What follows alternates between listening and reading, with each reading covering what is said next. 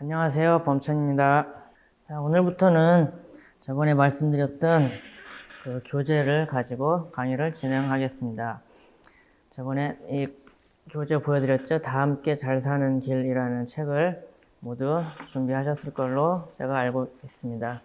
그러면 한번 이 책 11페이지를 한번 펴보시기 바랍니다. 발심 부분 펴보시면은 소승발심과 대승발심 이렇게 되어 있죠. 한번 읽어보겠습니다. 소승발심, 진심으로 자기 개인의 해탈을 추구하는 마음. 대승발심, 진심으로 일체 중생 구제를 위해 성부를 추구하는 마음.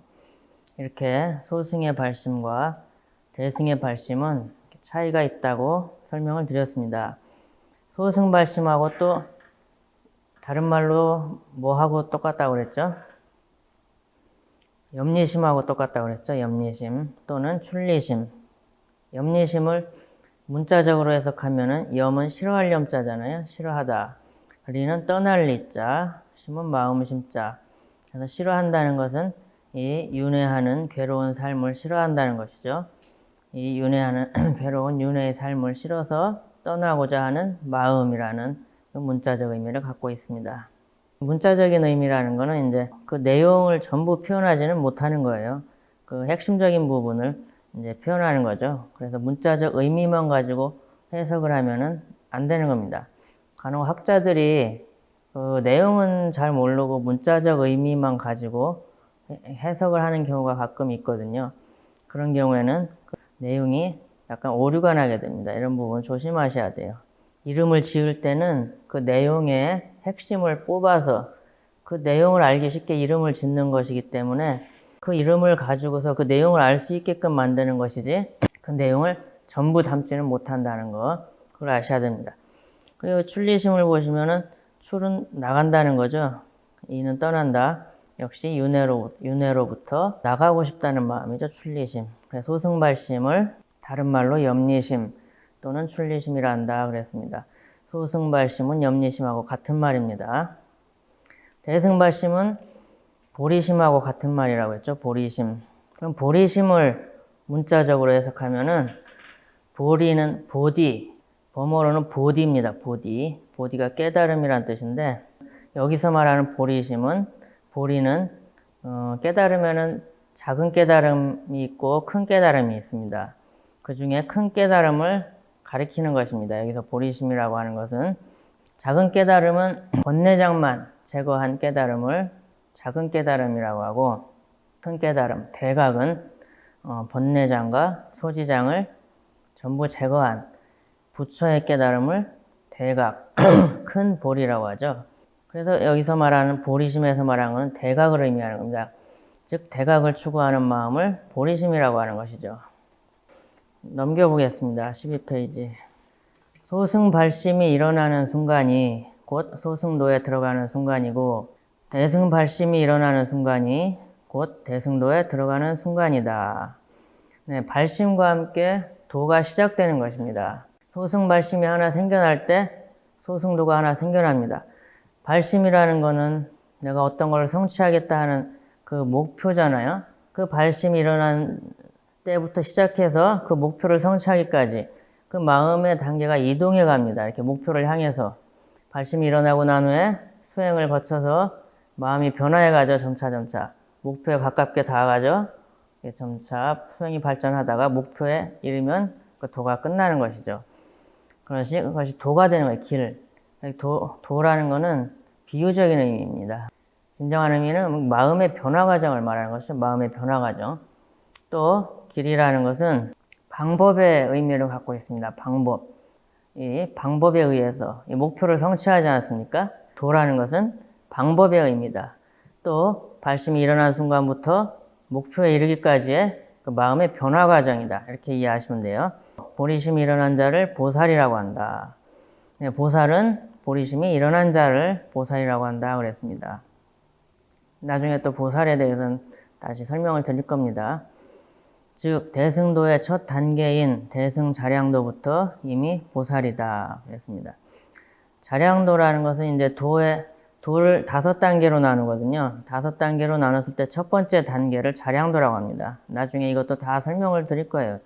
이 5도는 나중에 설명을 드릴 거기 때문에 용어를 차근차근 이제 익숙하게 해 놓으시면 됩니다.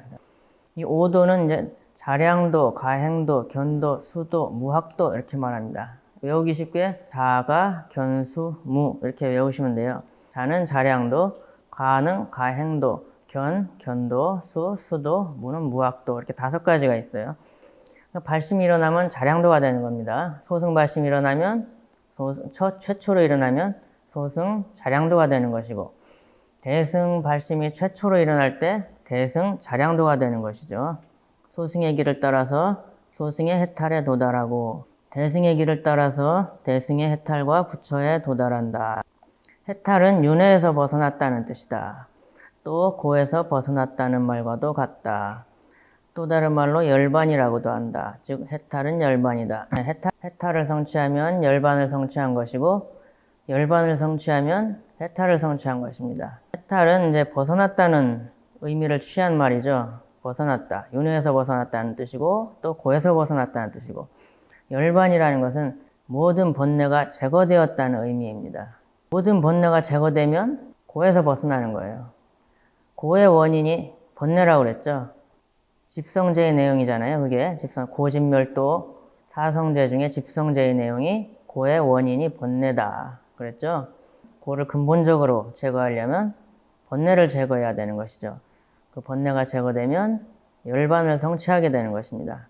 그럼 번뇌를 제거하면 해탈하는 것이고 윤회에서 벗어나는 것이고 윤회에서 벗어나면 번뇌를 제거한 것입니다. 똑같은 말이에요. 해탈은 열반이다. 다만 그 단어가 이제 표현하는 그것이 약간씩 다르잖아요.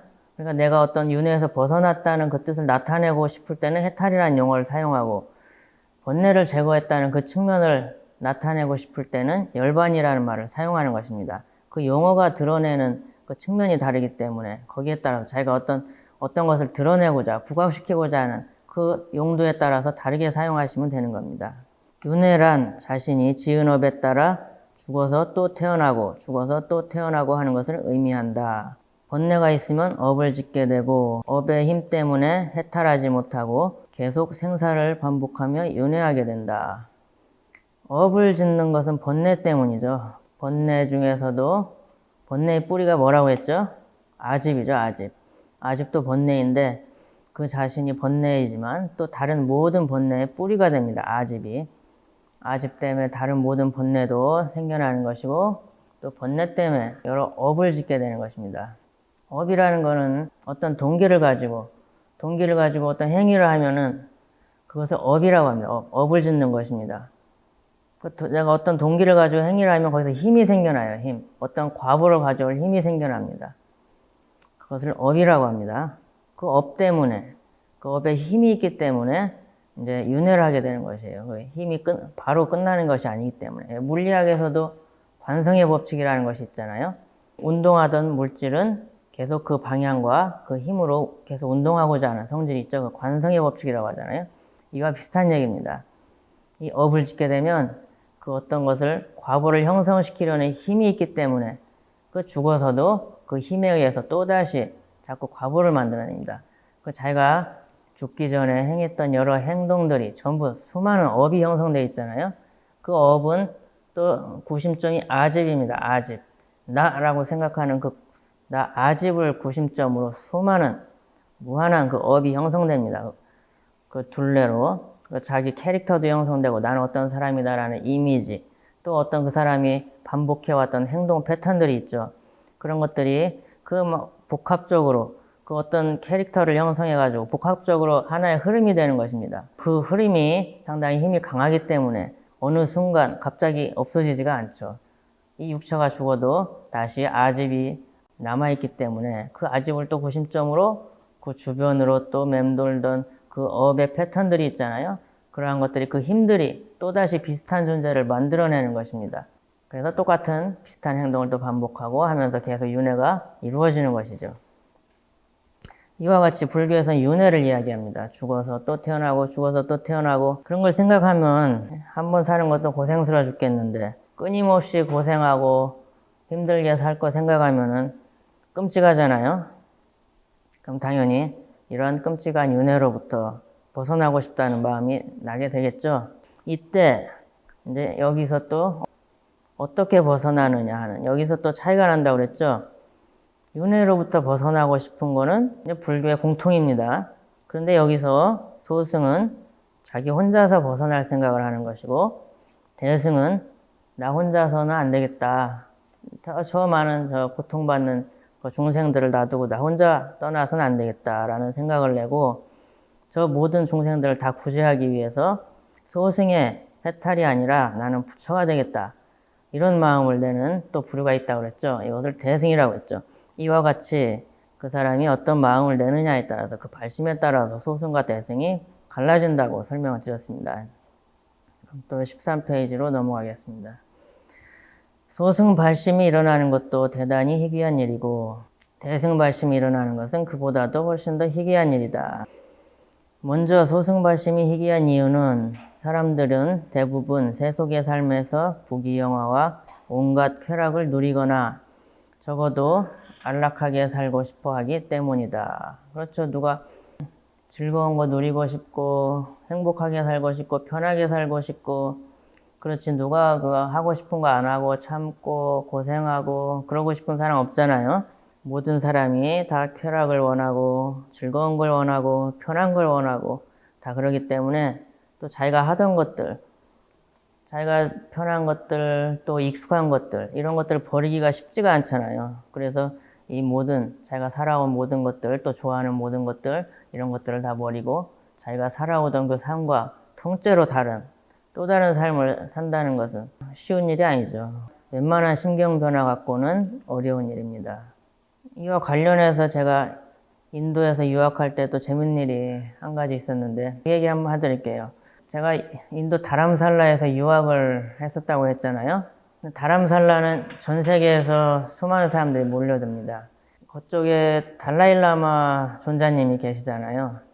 달라일라마 존자님을 만나러 오는 사람도 많고, 티베트 불교를 배우러 또 오는 외국인들도 많고, 인도 속의 티베트 문화를 접해보기 위해 관광차 오는 외국인들도 많고, 수많은 외국인들이 많이 들락거리는 곳이 바로 인도의 다람살라입니다.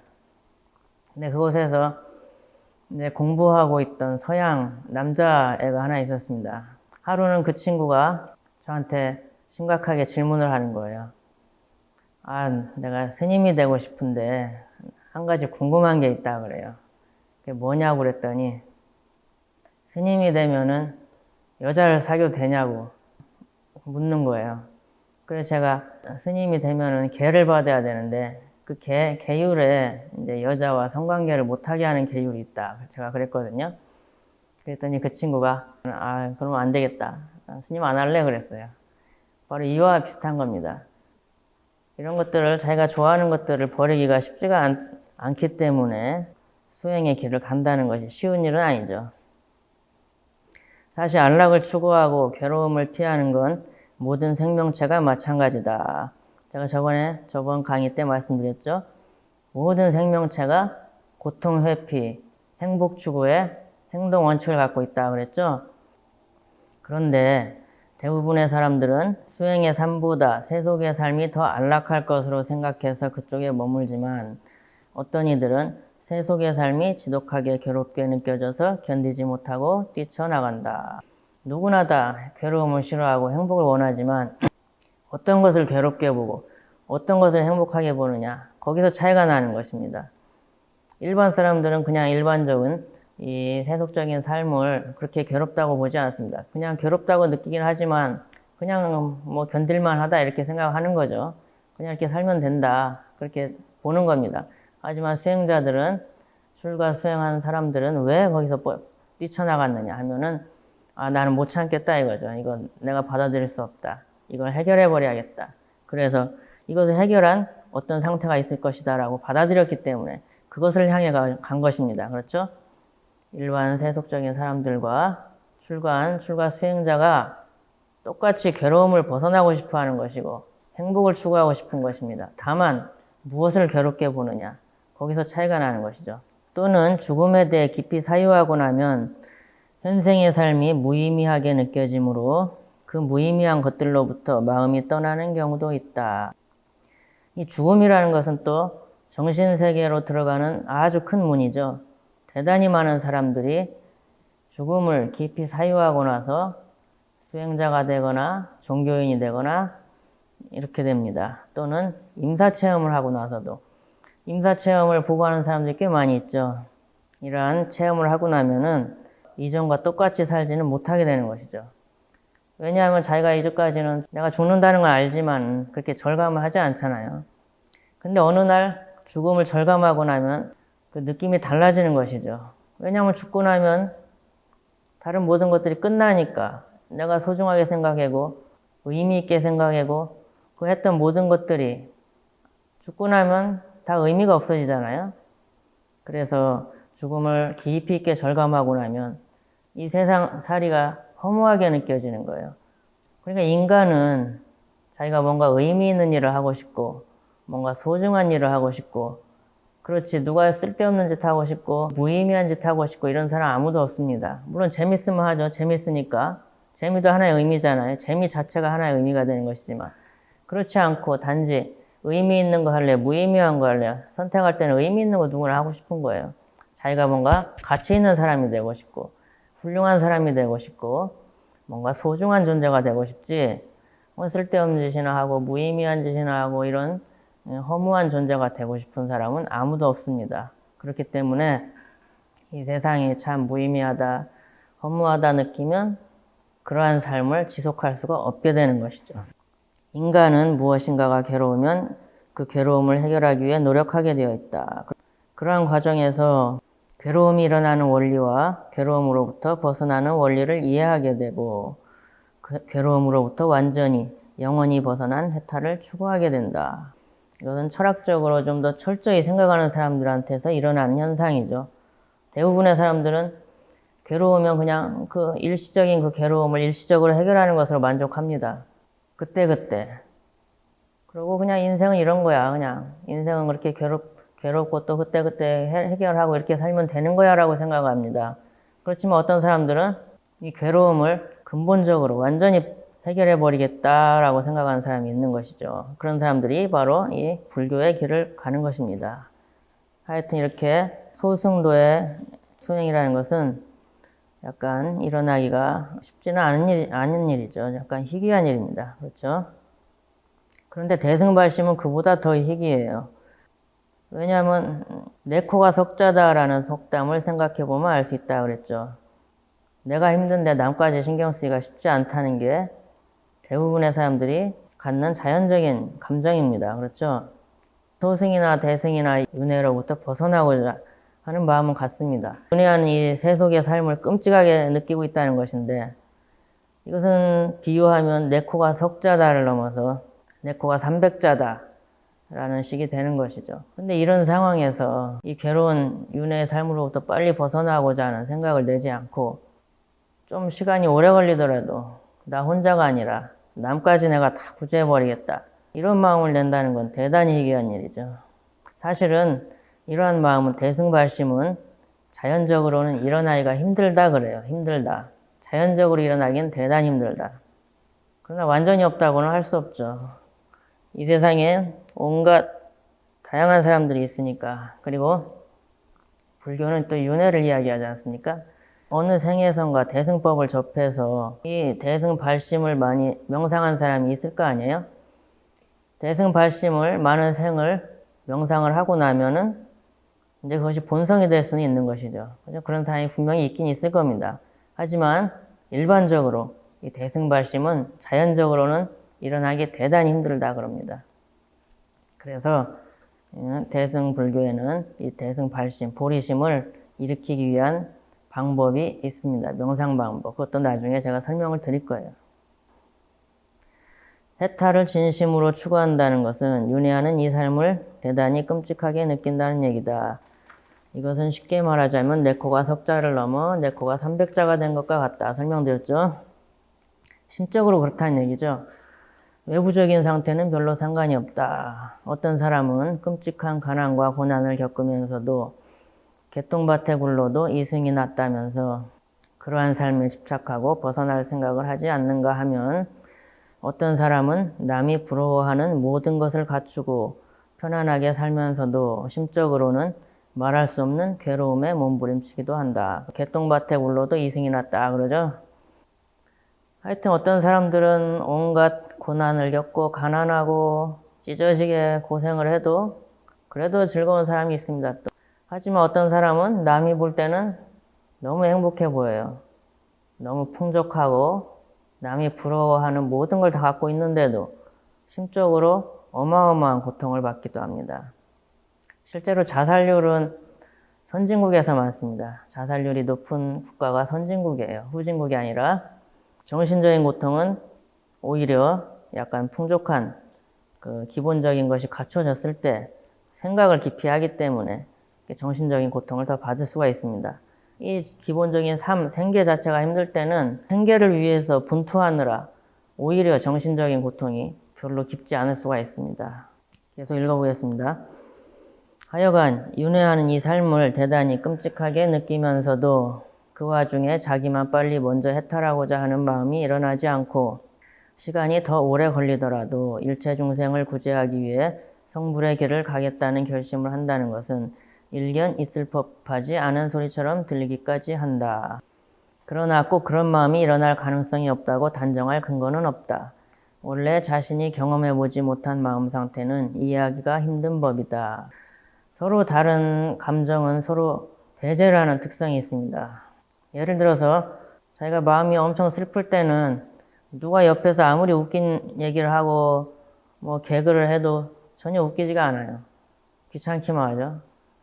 그와 마찬가지예요. 슬픈 감정과 그 재밌는 웃긴 감정, 이 감정은 서로 배제하는 특성이 있죠. 이와 마찬가지입니다.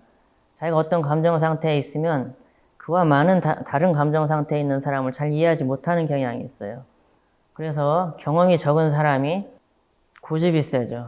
경험을 많이 겪지 않았기 때문에 사람들을 많이 이해하지 못하는 경향이 있습니다.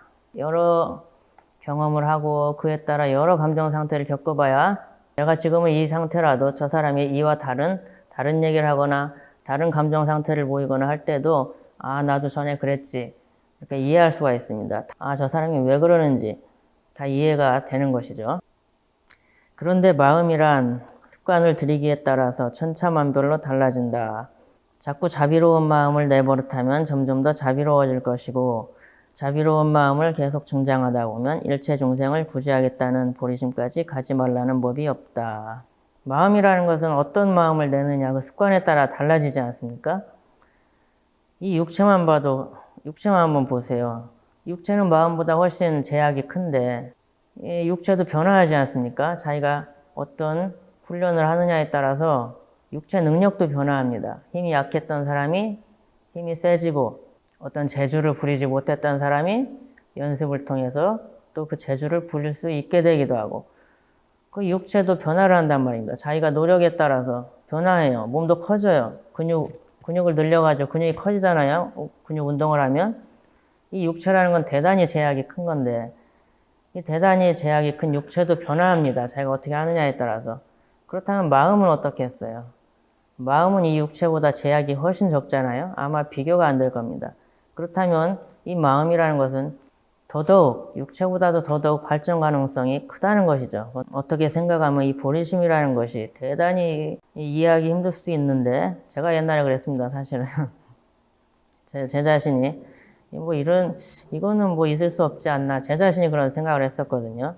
하지만 논리적으로 생각을 해보면 이것은 인위적인 훈련을 통해서라도 분명히 일어날 수 있는 마음 상태인 것입니다. 마음이라는 것은 어떻게 마음을 습관을 들이느냐에 따라서 달라지는 것이니까.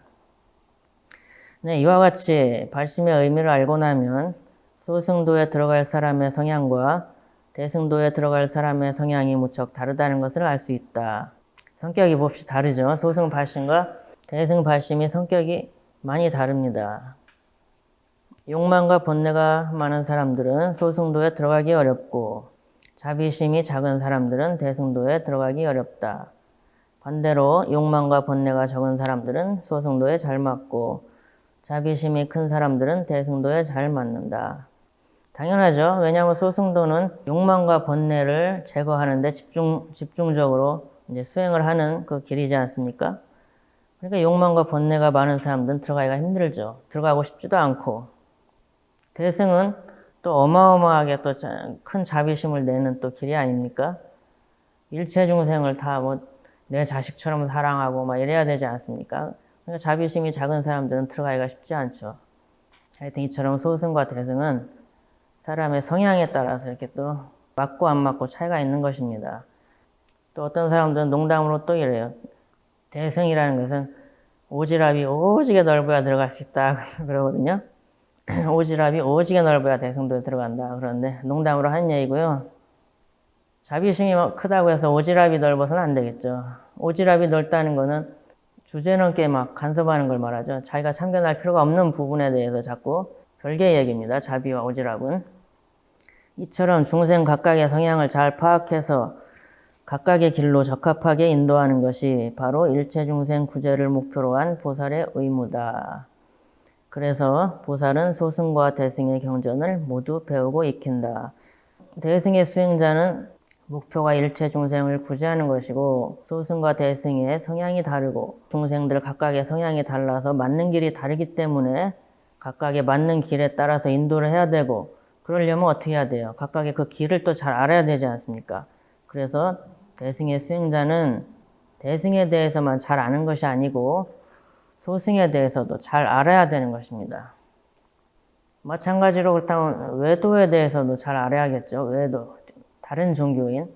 왜냐하면 다른 종교인도 기회가 되면 포섭해서 진리로 이끌어야 되지 않습니까? 그러려면 그 종교에 대해서 잘 알아야 되겠죠. 그와 마찬가지로 또 세속적인 다른 모든 학문들도 잘 알아야 됩니다. 대승불교 수행자들은 알아야 될 것이 많아요. 요즘 같으면 특히 과학을 잘 배워야 되겠죠. 과학을. 왜냐하면 요새는 대부분이 학문 중에서 과학을 그래도 최고로 치지 않습니까? 요즘에 무슨 과학적 지식과 어긋난 소리를 했다 그랬으면 무시당하기 십상이죠. 그 사람은 남을 포섭할 수 있는 능력이 없는 겁니다. 요즘 세상에는. 그런데 일체중생 구제라는 대승의 구호를 들으면 이러한 의문이 일어날 수 있다. 자기 자신도 구제하지 못한 자가 어떻게 남을 구제할 수 있는가?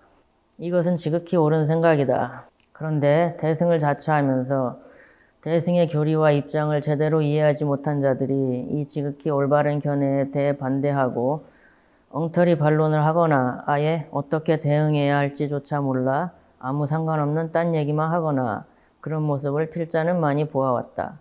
바로 이러한 자들이 대승불교를 망치는 자들이다. 대승불교를 망치는 자들은 사실 대승불교를 표방하는 사람 중에 있습니다. 가장 위험한 적은 내부에 있다고 하잖아요. 그와 마찬가지입니다.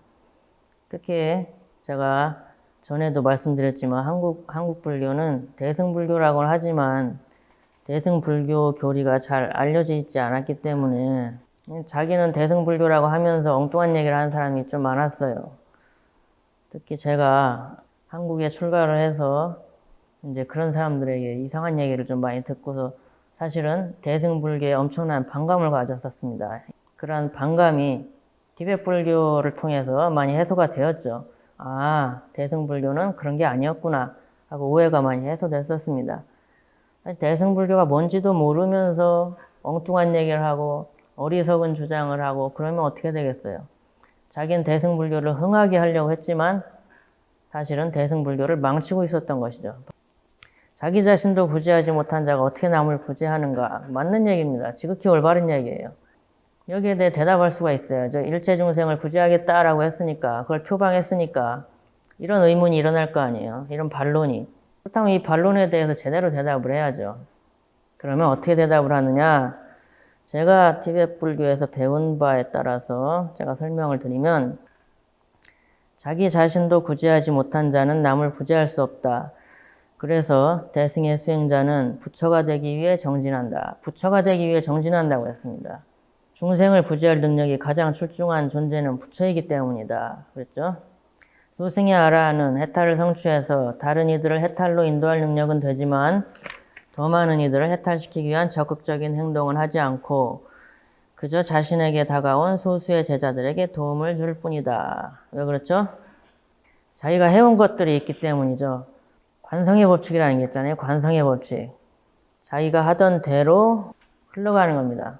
소승의 수행자는 주로 번뇌를 제거하기 위한 명상에 집중하는 사람들이죠. 외부적으로 활동을 잘 안 해요. 주로 명상만 위주로 하던 사람들이기 때문에 깨달음을 얻고 나서도 갑자기 외부적으로 활동을 한다든가 이렇게 갑작스러운 변화를 나타내지는 않는 겁니다. 물론 남을 해탈시키려면 이제 본인이 해탈을 해야 되기 때문에 남을 해탈시킬 수 있는 능력은 있어요. 하지만 적극적으로 자기가 나서서 부처님처럼 자기가 다가가서 법을 가르쳐주고 이렇게 인도하는 일은 없죠. 자기에게 다가온 제자들에게 수행을 이끌어줄 뿐이죠. 알려줄 뿐입니다. 아주 소수에게만 도움을 줄 수가 있는 것이죠. 반면 부처는 수많은 생 동안 중생구제를 목표로 수행을 하였기 때문에 지혜와 복덕이 훨씬 뛰어나며 성불 이후에도 중생을 위해 적극적이고 폭넓게 행동한다. 그렇죠? 하던 대로 한다고 그랬잖아요. 관성의 법칙이 있으니까. 수많은 생 동안 중생을 위해 행동을 했기 때문에 경전에도 나옵니다. 부처님은 해탈만 이루려면은 얼마든지 훨씬 더 빨리 해탈을 이룰 수 있었지만 중생들을 위해서 보살의 길을 갔다고 경전에 나와요. 바로 이러한 이유로 대승의 수행에는 명상뿐만 아니라 복을 짓는 행위도 필수적으로 포함된다. 대승의 수행에는 크게 두 가지가 있다고 그랬죠. 지혜자량을 쌓는 수행과 복덕자량을 쌓는 수행. 바로 복덕자량을 쌓는 수행이 있어야 소지장도 끊을 수가 있고 부처가 된다 했습니다. 부처가 되기 위해서도 복덕자량을 많이 쌓아야 되고 부처가 되고 나서 일체중생 구제의 행을 하기 위해서도 복덕자량을 많이 쌓아야 되는 것이죠. 그래서 복덕자량을 쌓는 수행은 대승불교의 큰 부분이 되는 것입니다. 남을 돕는 행위는 부질없는 짓이 아니다. 남을 돕는 행위가 부질없다고 생각하는 사람들이 제법 있어요. 이렇게 불교를 좀 잘못 배운 사람들 중에 그런 경향을 갖는 사람들이 간혹 있거든요. 그러니까 도우면 뭐하냐 이거예요. 도우면. 어차피 윤회계 속의 이야기인데 저 사람 내가 도와주면 저 사람이 뭐 영원히 고통에서 벗어나냐 아니지 않느냐 이런 생각이에요. 어차피 또 고통받을 거고 뭐 쓸데없는 짓이다 이거죠. 뭐 그렇게 따지고 본다면 손톱은 왜 깎습니까?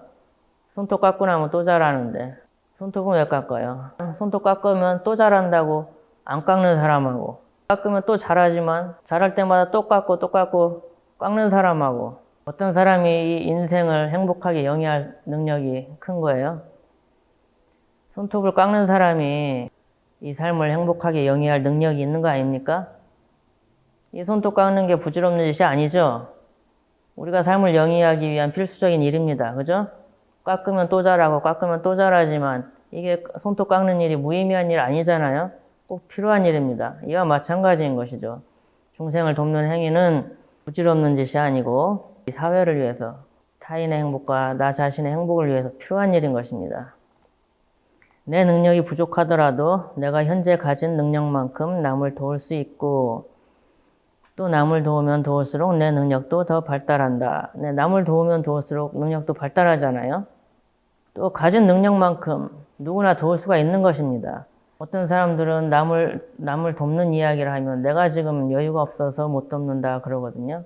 사실은 가진 게 없어서 못 돕는다거나 능력이 없어서 못 돕는다거나 여유가 없어서 못 돕는 게 아니죠. 마음이 없는 것입니다. 마음이. 도울 마음이 없는 것이죠. 마음만 있으면 어떤 상황에서라도 도울 수 있는 거예요. 가진 게 없어도. 정말로 아무것도 가진 게 없어도 좋은 말 한마디 해주면 그것도 돕는 겁니다. 그런 행위라도 할 수 있잖아요. 어느 누구라도 마음만 있으면 남을 돕는 행위를 할 수 있는 것입니다. 다만 마음이 없는 것이죠. 하여튼 선인선과 악인악과라는 교리에 따르자면 남을 도우면 내가 이익을 받죠. 많은 복을 지으면 내가 이번 생에도 나아지고 다음 생에도 더 여건이 좋아집니다. 여건이 좋아지면 더 많은 복을 지을 수가 있죠. 더 능력을 키울 수가 있고요. 그러나 좋은 여건을 얻으면 부질없는 쾌락에 빠지거나 나태해질 위험도 있으므로 물론 이런 위험도 있습니다. 어떤 행위에도 세속적인 행위에는 다 부작용이 있을 수가 있죠. 장을 담그면 부더기가 생길 수가 있죠. 그런다고 해서 장 안 담급니까? 담그잖아요. 구더기는 구더기대로 처리하고 장은 장대로 담궈서 이익을 보잖아요. 마찬가지로 어떤 행위를 했을 때 어떤 부작용이 생길 수 있다. 그럼 그 부작용은 그 부작용대로 해결하면 되는 것입니다. 그 부작용 때문에 그 자체를 거부하면 안 되는 것이죠. 어리석은 생각이죠. 마찬가지로 내가 복을 많이 지어가지고 내가 다음 생에 부자가 되고 여건이 좋아진다고 해서 여건이 좋아지면 그러면은 타락할 수가 있지 않느냐. 뭐 그런 걱정을 하는 것은 어리석은 생각이라는 거죠. 그럼 내 능력을 기르면서 그 큰 능력 속에서도 내가 타락하지 않을 수 있는 그 능력을 길러가야 되는 것이죠. 그게 올바른 사고방식이죠. 그렇다면 그 부작용이 있으면 그 부작용을 어떻게 해결하느냐? 그것도 다 방법이 있잖아요. 윤회의 괴로움과 보리심을 부지런히 명상하며 그랬습니다. 이것이 그 부작용에 대한 방법이 되는 것입니다. 또 무아를 깨닫는 지혜를 기르는데도 게을러서는 안 된다. 어떻게 이게 부작용을 제거하는 방법이 되느냐 하면은 윤회의 괴로움을 명상함으로써 세속의 쾌락이나 나태함에 빠지지 않고 수행 정진하게 된다. 그래서 수행자들은 윤회의 괴로움도 종종 명상을 해야 되는 것이죠. 그래야 나태나 쾌락에 빠진다거나 이런 부작용을 없앨 수가 있는 것입니다. 윤회의 괴로움이나 이제 죽음 후의 무상함이나 이런 걸 명상하면은 그런 세속적인 쾌락이나 이런 나태함에 머물러 있지 않겠죠. 열심히 수행 정진하게 되는 것입니다. 그 다음에 보리심을 명상하면 대승에서 퇴보하지 않고 성부를 향해 부지런히 나아간다. 일체 중생을 구제하기에 성부를 추구하는 게 보리심이잖아요. 이 보리심을 명상하면 대승에서 퇴보를 하지 않게 되는 것이죠. 그리고 세 번째로 무아를 깨닫는 지혜를 기름으로써 자타를 해탈시킬 수 있는 능력을 갖춘다. 자타를 해탈시킬 수 있는 실질적인 그 방법은 무아를 깨닫는 지혜죠. 이것이 수행의 가장 핵심입니다. 무아를 깨닫는 지혜. 이와 같이 복덕과 지혜를 모두 증장시켜 나가며 세속적으로도 자타를 이롭게 하고 출세관적으로도 자타를 모두 이롭게 하는 것이 바로 대승의 길이다. 대승불교의 수행에는 이와 같이 복덕의 수행과 지혜의 수행이 있다 그랬죠. 이와 같이 복덕과 지혜를 모두 증장시켜 나가며 세속적으로도 자타를 이롭게 하고 세속적으로도 일반적으로 남을 돕고 하면은 돕는 그 당사자, 그 대상도 행복해지잖아요. 내가 도움을 주니까. 그리고 내가 좋은 일을 하고 이제 복덕을 많이 쌓았으니까 나도 여건이 계속 좋아지죠. 내 능력이 발달하고. 그래서 세속적으로도 타인도 이익을 받고 나도 이익을 받는 것입니다. 그렇죠? 출세관적으로도 어떤 이익을 받아요? 내가 성불을 하잖아요. 결국 그런 수행을 통해서, 복덕 수행을 통해서 부처가 되려면은 지혜 수행만으로는 안 된다고 그랬죠. 복덕 수행이 꼭 필요하다 했습니다. 그렇기 때문에 이 성불을 할 수 있는 자량을 얻지 않습니까? 그래서 내가 성불을 하면은 나도 출세관적으로 이익을 얻고 또 성불을 하면 남을 해탈시킬 수 있잖아요. 이제 해탈을 시키면은 이제 궁극적인 이익도 주게 되는 것이죠. 그러니까 세속적으로도 나와 남이 다 이롭고 출세관적으로도 나와 남이 다 이로운 길이다 이것입니다. 이와 같이 저번 시간에 이어서 오늘까지 발심에 대해서 다 설명을 드렸습니다. 발심이 소승과 대승의 발심이 목표로 하는 바가 다르다고 설명을 드렸죠. 목표가 다르면은 당연히 그 목표를 성취하기 위한 방법이 달라지게 되겠죠. 그래서 소승의 수행 방법과 대승의 수행 방법도 달라질 수밖에 없는 것입니다. 그래서 어떻게 달라진가 그 구체적인 내용은 다음 시간에 설명을 드리기로 하겠습니다. 그럼 오늘 강의는 여기서 마치겠습니다. 감사합니다.